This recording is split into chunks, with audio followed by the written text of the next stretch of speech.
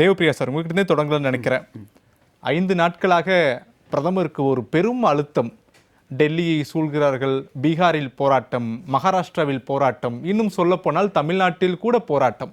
மத்திய அரசுக்கு ஒரு பெரும் அழுத்தம். ஒரு வழியாக ராஜினாமா என்ற முடிவை நோக்கி மத்திய அரசு பயணித்திருக்கிறது. மாணவர்களுக்கான வெற்றின்னு எடுத்துக்கலாமா, இல்ல மத்திய அரசு தவறை உணர்ந்து ஒரு தண்டனை கொடுத்திருக்காங்க தர்மேந்திர பிரதானுக்கு எடுத்துக்கலாமா? இல்லை, முதல் விஷயம், மாணவர்கள் பெரும்பாலும் போராடியதில் 90% மேலே மாணவர்கள் இல்லை. அதுதான் உண்மை. மாணவர்கள் என்றால் நீட் எழுதுறது 17 வயசில் எழுதுவாங்க. அங்கே இருந்தவர்கள் பெரும்பாலும் 30 வயதுக்கு மேலானவர்கள் தான் இருந்தாங்க. 19ஆம் தேதி வரைக்கும் அங்கே இருந்தது ஆவரேஜ் 250லேருந்து 300 பேர் தான் இருந்தாங்க.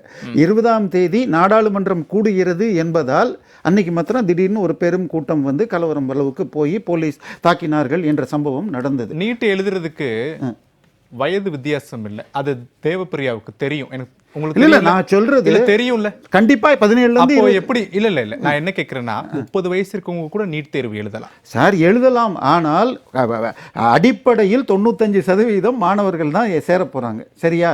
எழுதலாங்கிறது வேற, எத்தனை பேர் போறாங்க இல்ல. அப்ப நம்ம வயசை வச்சு பிரிச்சிட முடியாது. மாணவர்கள் இல்லைன்னு சார், ஒரு வருஷத்துக்கு 10 லட்சம் பேர் தமிழ்நாட்டில் +2 எழுதுறாங்க. அதில் மெடிக்கல் PCMB படிக்கிறவங்க மட்டும்தான் நீட்டுக்கு அப்ளை பண்ண முடியும். ஸோ அது அப்படி போட்டிங்கன்னா அது 1 லட்சத்துக்கு குறைஞ்சிடுது. ஸோ அந்த மாதிரி பார்க்குறப்ப ஆர்ட்ஸில் இருக்கிறவங்களோ மற்றவங்களோ இதுக்கு வர்றதுக்கு வாய்ப்பு இல்லை. நான் சொல்கிறது இது முழுக்க க்ரீம் ஆஃப் நல்லா படிக்கிறவங்க நான் போகணுங்கிற ஒரு கோர்ஸ். சரியா? ஸோ இதில் கண்டிப்பாக மிகப்பெரிய தவறு கொஸ்டின் பேப்பர் லீக். அதில் இரண்டாவது கருத்தே இல்லை. ஒரு எக்ஸாம் நடந்து 22 லட்சம் பேர் எழுதிட்டு கொஸ்டின் பேப்பர் லீக் ஆகிடுச்சுங்கிறது மிகப்பெரிய தவறு. நம்மளாம் பரீட்சை முடிஞ்சதுன்னா பையை தூக்கி போட்டு அடுத்த நாளே வேறு வேலையை பார்க்க போவோம். அப்படி ஆனால் அவர்கள் அதற்கு பிறகு 2 வாரம் படிச்சுட்டு திருப்பி அது முடிஞ்சு போச்சுன்னு சொன்னால் அதுக்கு பிறகு பாட்டி வீட்டுக்கோ எங்கேயோ போயிட்டா, இல்லை நீ எழுதுனதெல்லாம் கிடையாதுன்னு திருப்பி வந்து இன்னொரு முறை படித்து எழுதியிருக்காங்க. ஸோ இது மிகப்பெரிய மன அழுத்தம் மாணவர்கள், அந்த குடும்பம் 22 லட்சம் குடும்பத்துக்கு. அதுல இரண்டாவது கருத்தே இல்லை.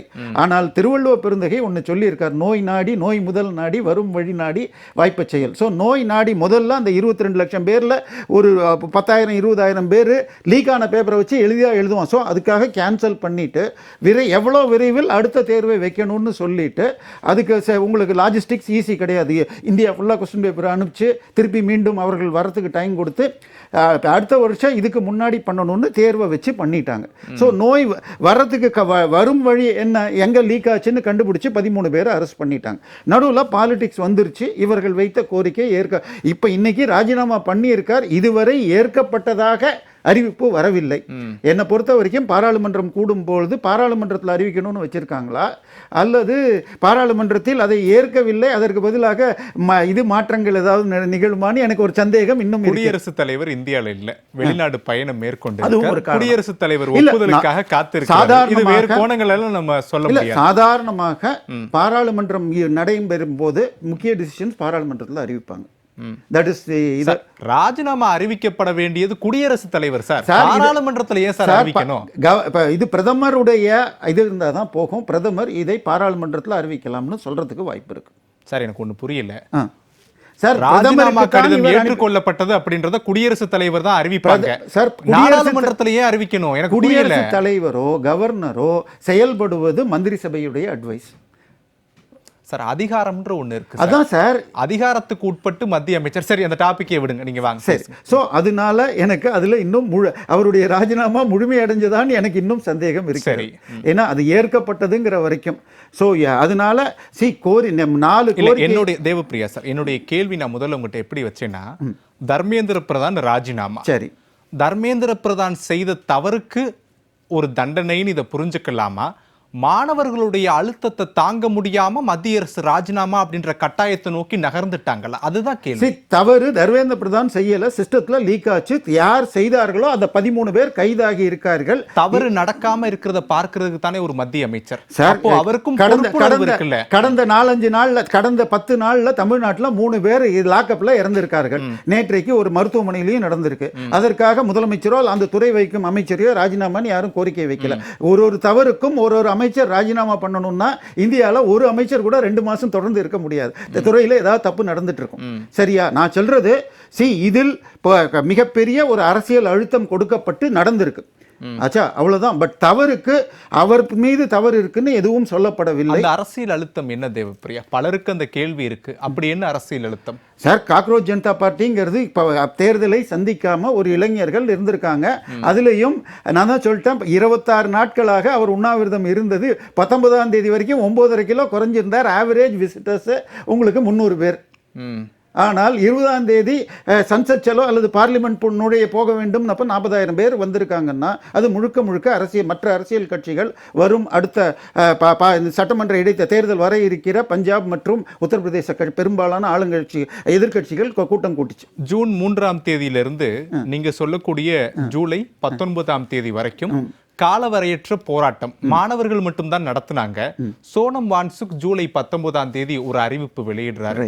நாடாளுமன்றம் நோக்கி நம்ம பேரணி போக போறோம், எனக்கு ஆதரவு குரல் கொடுப்பவங்களெல்லாம் நேர்ல வாங்கன்னு அழைப்பு விடுத்தாங்க. அதற்கு பிறகுதான் வந்தாங்க.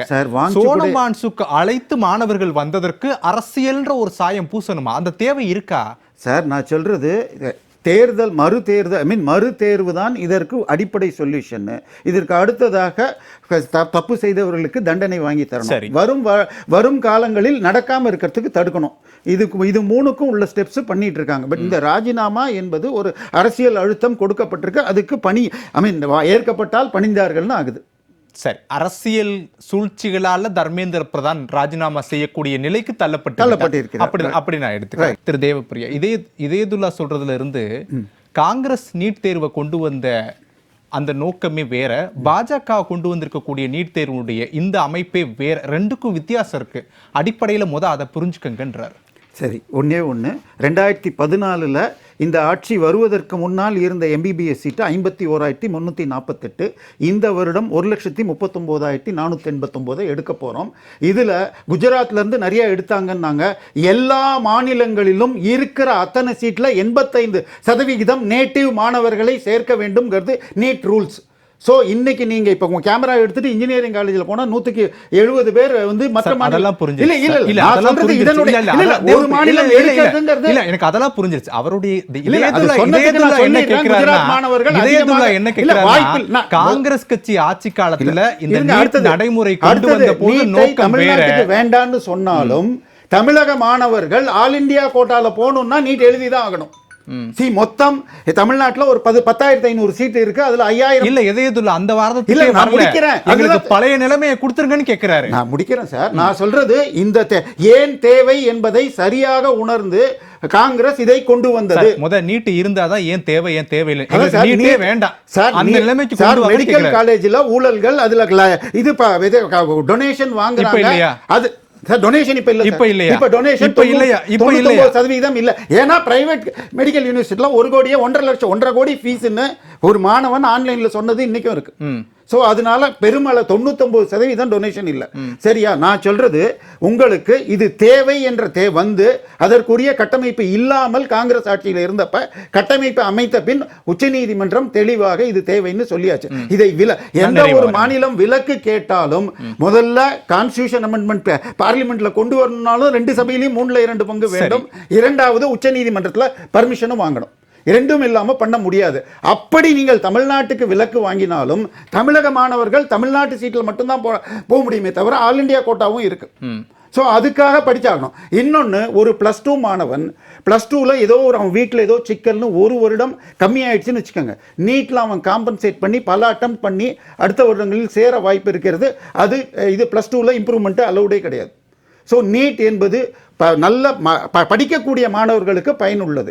அதை எதிர்ப்பது என்பது வெறும் அரசியல். இந்தியாவில் இதயதுல்லா கடைசியா பக்கத்தில் இருக்கிற காங்கிரஸ் ஆளும் கர்நாடகாவோ ஆந்திராவோ தெலுங்கானாவோ இவங்க கேரளாவோ எதிர்க்கல.